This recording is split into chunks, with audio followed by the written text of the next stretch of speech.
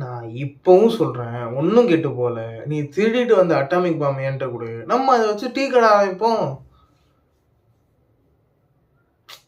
என்னடா நீ? சரி விடு. நான் சொல்றது கேட்க மாட்ட. மைக் டைசன நல்லா குத்த சொல்லு ஜேக் பால. சரி நான் ஃபோன் வச்சுறேன். பை. யாருன்னு கேட்குறீங்களா? Wrong number. ரீசெண்டாக அரண்மனை 4 அப்படின்னு ஒரு படம் பார்த்தேன். ஐ திங்க் இந்த வீடியோக்கு அதுவே போதும் எனக்கு. தேங்க்ஸ் ஃபார் வாட்சிங். நான் வந்து அப்புறம் வரேன். அரண்மனை 4 பார்த்தேன். அதுவும் ஃபுல்லாலாம் உட்காந்து ஆக்சுவலி பாதியிலேருந்து தான் பார்த்தேன். பட் பாதியிலேருந்து பார்த்ததுக்கே எனக்கு கதை புரிஞ்சிச்சு. அங்கே ஏதோ பையனெல்லாம் கொள்ளுவாங்க, சம்திங்லாம் நடக்கும். கடைசியில் ஏதோ நடக்கும். அந்த படம் ஒரு வினோதமான படங்க. நான் உட்காந்து பார்த்துட்டு ஸ்டார்டிங் அந்த ஒரு சீன் வரும். வந்துட்டு எந்த பேர் வந்து பண்ண ஒரு பொண்ணு வந்து சுந்தர்சி வந்து லாயராக இருப்பார் ஃபார் சம் ரீசன். அந்த பொண்ணு வந்துட்டு கேட்கும், எங்களை லவ் மேரேஜ் அப்படின்னு சொல்லுவோம். அப்புறம் பார்த்தா அந்த பொண்ணு ஏதோ ஒரு டானோட பொண்ணாக இருக்கும். அதனால் எப்போ பொண்ணு சுந்தர்சி அனுப்பிச்சுடுவான். அதை பார்த்தா அந்த பொண்ணோட பேர் செல்வி அப்படிங்கவும், இது செல்வியா அப்படின்னு போட்டு எல்லாரும் அடிச்சுட்டு இருப்பான். இந்த ஒரு பிட்டு இருக்குல்ல, இந்த ஒரு எது செல்வியா அப்படிங்கிற ஒரு பிட்டு இருக்குல்ல, இந்த பிட்டு வந்து வரும்போது தான் எனக்கு வந்து இந்த படத்தை வந்து நான் உட்காந்து ஆச்சரியமா பார்த்தேன். ஏன்னா அப்போதான் எனக்கு ஸ்ட்ரைக் ஆச்சு. ஓ, இவனுக்கே தெரியுது அதே கதையை தான் சொல்லிட்டு இருக்கா ஒரு 4 பார்ட்டா அப்படின்னு. 4 படம், 4 முழு படமா இதே கதையை தான் இவன் சொல்லிக்கிட்டு இருக்கான்னு இவனுக்கே தெரியுது அப்படிங்கிறது எனக்கு அந்த ஒரு கமெடிக் பிட்ல தெரிஞ்சிச்சு. அதுவும் அதே பேர் செல்வி அப்படிங்கிறது எனக்கு இன்னும். ஆனால் இந்த படம் ஒரு எப்படி சொல்றது, ரொம்ப அப்படியே காப்பி அடிக்கல, ஏதோ பண்ணியிருக்காங்க. உட்காந்து இது இந்த பாக் அப்படிங்கிறது தான் அந்த பேயோட ஒரு பேராக இருக்கும். இங்கே என்னன்னா அந்த சாதாரணமாக வந்துட்டு பேய்ங்கிறது எதனால ஃபார்ம் ஆகும் அப்படின்னா ரிவெஞ்ச் அப்படிங்கிறதுனால இங்கே ஃபார்ம் ஆகும். இங்கேயும் ஃபார்ம் ஆகிருக்கலாம், இல்லைன்னு சொல்லலை. ஆனால் அந்த மெயினான பேய்க்கு பின்னாடி ஒரு கதையே இல்லை, இருக்குது பெங்காலில் அப்படின்ட்டு அவன் முடிச்சுட்டான். சூப்பராக க்ளீனாக இருந்துச்சு. அது வந்து தமிழ் சினிமா பேய்கள் கதைகள் பார்த்த ஒரு முதல் விஷயம் அப்படின்னு சொல்லலாம். ஆல்சோ நான் என்ன கவனிச்சேன்னா, தமிழ் சினிமாவில் பேய் படம் அப்படின்னாலே அது வந்து ஒரு ஜாலியான மைண்ட் செட்டில் தான் எல்லாரும் போய் பார்க்குற சூழல் வந்து இப்போ நிலவிக்கிட்டு இருக்கு அப்படின்னு எனக்கு தெரிஞ்சிச்சு. ஏன்னா நீ நம்ம தமிழ் பேய் படம் அப்படின்னு யோசிச்சோம்னா நம்மளுக்கு பயமாக ஒன்றும் இருக்காது.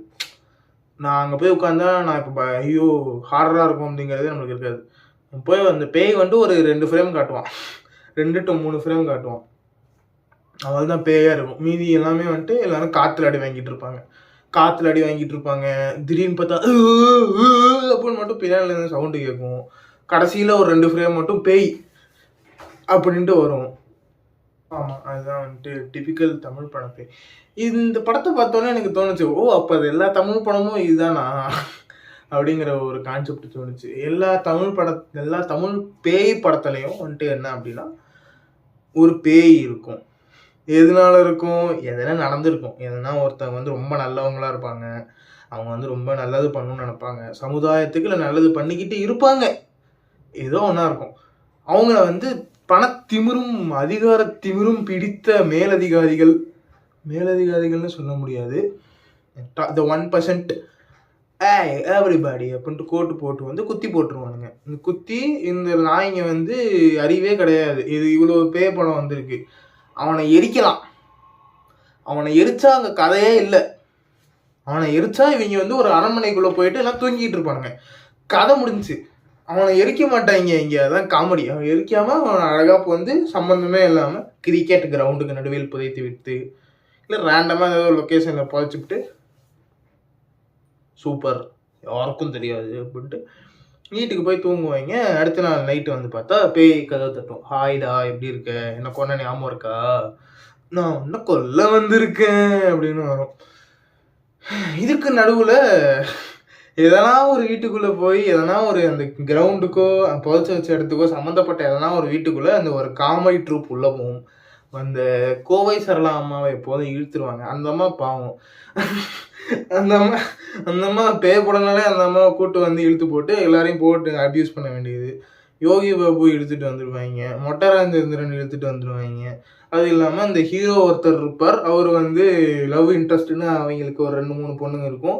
இதே சுந்தர் சி படம் அப்படின்னா அங்க செத்து போனதே சுந்தர் சியோட தங்கச்சியா தான் இருக்கும். அதுதான் அங்க வந்துட்டு செத்து போனது சுந்தர் சியோட தங்கச்சியா இருக்கும். எல்லாரும் பேரும் செல்வி, எல்லாரும் வினோதமான விதத்தை சாவாங்க, எல்லாரும் திரும்ப வருவாங்க, எல்லாரும் மறுபடியும் பேயா காணா போயிடுவாங்க. மூச்சு விடாம பேசிட்டு இருக்கேன். என்ன படம்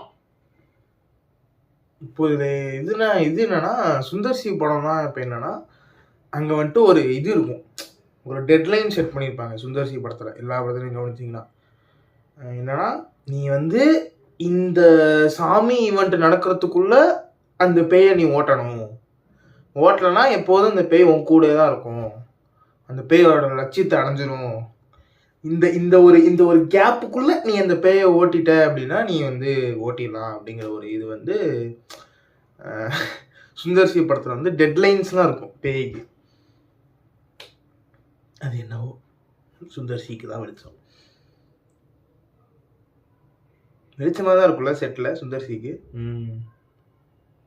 பேய் படம்னா இருட்டில் தானே இருக்கணும். இந்த படம் எஸ்பெஷலி என்டர்டெய்னிங்காக இருந்துச்சு எனக்கு. உட்காந்து தமனா புல்லப்ஸ் பண்ணிட்டு இருப்பாங்க. சீரியஸாங்க போய் படத்தை பாருங்க. இந்த படத்துல பார்த்தீங்கன்னா அந்த அம்மா வந்துட்டு, அதாவது அந்த 2 குழந்தைங்க இருப்பாங்க. அந்த 2 குழந்தைங்க வந்துட்டு என்னன்னா அவங்க புருஷங்குள்ள பேய் வந்துடும். இல்லை புருஷன் பேய் உருவத்தை எடுத்துட்டு வரும். வாட் எவர் நான் கேர்ஸ் பண்ணக்கூடாதுன்னு பார்க்குறேன். புருஷ உருவத்தில் பேய் வந்துடுங்க. இதை வந்துட்டு இந்த குழந்தைகள்கிட்ட சொன்னாலே அவங்க பேனிக் ஆகிடுவாங்க, கத்துவாங்க. அப்படிங்கிற ஒரு இதில் நம்ம வந்து ஒரு கேம் விளையாடுறோம், அப்பா கூட ஹைட் அண்ட் சீக் விளையாடுறோம் அப்படின்ட்டு இந்த அம்மா ஏதோ பண்ணிக்கிட்டு இருக்கும். மண்டையில் அடி வாங்குவோம், இருந்தாலும் ஐயோ ஐயோ அப்படின்னு கூட்டு போவோம். மாடியிலேருந்து கீழே இருக்கும், புல்லப் பண்ணி கீழே இருக்கும், ஒத்த கையிலே புல்லப் பண்ணும். என்ன இதுல என்ன இருக்கும், காரில் உட்கார வச்சுருவாங்க குழந்தைங்கள. உட்கார வச்சுக்கிட்டு இந்த பேய் வந்து இந்த அம்மாவை கண்டுபிடிச்சிடும். கண்டுபிடிச்சி அடித்து தரையில் இழுத்துட்டு போய்கிட்டு இருக்கும். சரியா? தரையில் தமனா வந்து இப்படி போய்க்கிருவோம். அதாவது நம்ம வந்து நீங்கள் கவனிச்சிருப்பீங்களா தெரியல, மனுஷங்களுக்கு வந்து காலுன்னு 2 இருக்குது. இந்த காலை வச்சு தான் நம்மளால நடக்க முடியும். படுத்துக்கிட்டு யாராலையும் நவர முடியாதுங்கிறது மனுஷங்களால பண்ண முடியாது. உங்களுக்கு எப்படின்னு தெரியல, ஆனால் என்னால் படுத்துக்கிட்டுலாம் நவர முடியாது. அப்படி படுத்துக்கிட்டு என்னால் ஸ்லைட் பண்ண முடியாது. தமனா அங்கே போய்கிட்டு இருக்கும், ஏன்னா பேய் இழுத்துக்கிட்டு இருக்கும். குழந்தைங்கிட்ட ஹாய் காமிச்சிட்டு இருக்கும், அம்மா ஜாலியாக போகிறேனே. அந்த முட்டா குழந்தைங்களும் அம்மா தரையெழுத்த போகிறாங்க. அறிவு இருக்கா இல்லையா? 4வது படிக்கிறேன், நீ எப்படி உங்கள் அம்மா தரையில் எப்படி போகுது?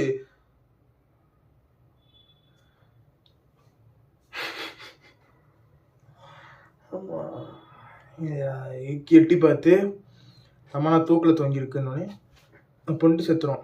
சாப்பாது, but equivalent vegetative state. Also அந்த ஊரில் வந்து கடைசியில் அந்த படத்தில் கடைசியில் சிம்ரன் இவங்கெல்லாம் குஷ்புலாம் கூட்டு வந்து சம்மந்தமே இல்லாமல் ஆட வச்சுருப்பாங்க. இட் வாஸ் அ நைஸ் கிழவிங்க யூனியன். நான் இப்போதைக்கு ஒரு 3/4 பேர் அஃபண்ட் பண்ணியிருப்பேன்னு நினைக்கிறேன் இப்போ இந்த ஒரு ஸ்டேட்மெண்ட்டில். இட்ஸ் மை சேனல், ஆல்சோ யாருமே பார்க்க மாட்டாங்க. So it's equivalent to me talking to this wall. அதனால் நான் ஜாலியாக பேச போகிறேன். ஆக்சுவலாக அந்த வீடியோ எதுக்கு எடுத்தேன்னா, அரண்மனை 4 எவ்ரி அரண்மனை எவர் அப்படின்னு ஒரு ஸ்கிட் எடுக்கலாம்னு எடுத்தேன். இப்போ அந்த செக்மெண்ட்டுக்கு போகிறதுக்கு எப்படி பண்ணுறதுன்னு தெரியாமல் முழிச்சிக்கிட்டு இருக்கேன். அந்த படத்தில் கடைசியில் என்ன ஆகும், ஏதோ ஒரு பக்கத்தில் ஒரு பொம்மை இருக்கும், அம்மன் இருக்கும். எனக்கு அது என்ன ஆச்சரியமாக இருந்துச்சுன்னா, அவங்க வந்து காமிச்சிருக்கிறத அந்த ஊரை வந்து ஒரு சின்ன ஒரு ஊர் மாதிரி காமிச்சிருப்பாங்க. பெரிய சிட்டிலாம் கிடையாது. இவங்க வந்து ஒரு சின்ன ஊர் மாதிரி காமிச்சிருப்பாங்க. அச்சலோண்டு ஊர்ல அவ்வளோ பெரிய சிலை இருக்கிறதே ஒரு ஆச்சரியம். விடுவோம். இந்த சிலை கையிலேருந்து அம்பு போற வச்சு இது என்ன மறந்துருச்சு. ஆயுதம் அது பறந்து போற மாதிரிலாம் செட்டப் பண்ணியிருப்பாங்க. எனக்கு என்ன கேள்வினா, இந்த ஊர்ல எவ்வளோ பணக்காரங்க இருக்காங்க, இந்த ஊர்ல எவ்வளோ காசு இருக்கு, எப்படி இந்த செட்டப்பை இவங்களால மேனேஜ் பண்ண முடியுது, அது எப்படி கரெக்டாக போய் அங்கே அடிக்குது, அது அடிக்காம டேரெக்டாக உன் ஊருக்குள்ளே போந்தா நீ என்ன பண்ணுவ? இதெல்லாம் ஏன்னா சாதாரணமாக நீங்கள் ஊரில் இல்லை ஜென்ரலாக நீ சூரசம்ஹாரமே பாரு என்ன பண்ணுவாங்க, கையில் எடுத்துகிட்டு போய் வேலை சொல்லுவானுங்க. இவங்க என்ன டேரெக்டாக அது பறக்குது பாட்டுக்கு. Very nice. சரி பேய் படம் லாஜிக்லாம் கேட்கக்கூடாது. கான்ட்ரவர்ஷியலான ஒரு ஸ்டேட்மெண்ட் சொல்லிட்டேன். அந்த படத்தில் பார்க்குற மாதிரி இருந்த ஒரே விஷயம்னா ராசிகண்ணா இடுப்பு தான். சரி நான் வீடியோ நிறுத்த போகிறேன். அண்ணே இங்கே ஏதோ பேய் பங்களா இருக்காமே, அங்கே நான் போய் தங்க போகிறேன், நீங்களும் வரீங்களா? புடா முட்டா பேல. பரவாயில்லையே, இவ்வளோ நேரம்லாம் கடைசி வரைக்கும் உட்காந்து வீடியோ பார்க்குற பழக்கம்லாம் இருக்கா? சரி சரி, இவ்வளோ நேரம் எனக்காக உட்காந்து பார்த்துருக்க. நான் உனக்கு வந்து ஒரு கிஃப்ட் தர போகிறேன். இதுக்கு என்ன பண்ணு, யூடியூப்பில் போயிட்டு பொட்டு பொண்ணு ஒரு படம் இருக்கும், பரத் அப்புறம் நமிதாலாம் நடிச்சிருப்பாங்க. அந்த படத்தை உட்காந்து ஃபுல்லாக பாரு, செம்மையாக இருக்கும். நீ என்னை மறக்கவே மாட்டேன் வாழ்க்கையில். பாய்.